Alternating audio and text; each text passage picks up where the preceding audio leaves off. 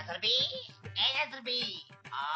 توی تمام شی بیا بریم تیزمون سیطوره همیتر آوردن کن بیا بریم خیلی صبر کن مردم ای خوش بخیزه تو بکنه تیز سیطوره خون برفت تمام شی حقیقتی رانی دیوه کجوی که برای دیگه ساعتی هاتی ساری میخیزه سقا ای عروبه ای سرد بمونه ای حازمیو دسکه یه در معتمد بشینیم از پنداره برای چی آوردی؟ چی میزنی آجا؟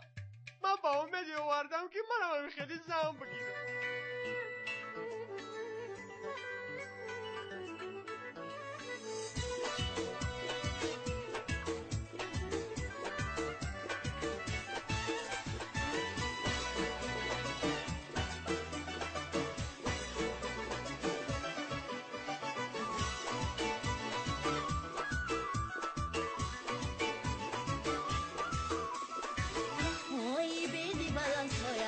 ساقینای اوی خواهری نازنینی و غمگینای اوی دوگانه هاشو نزنه بر موی کاش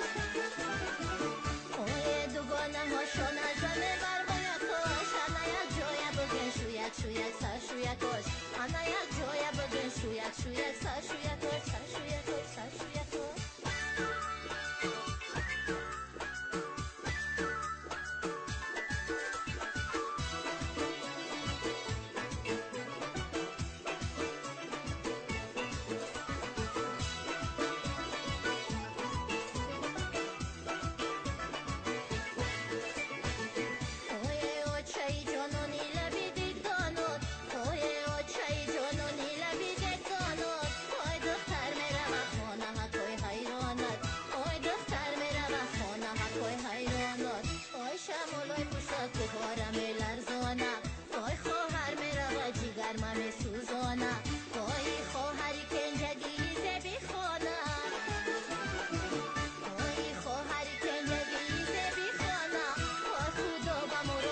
مقصد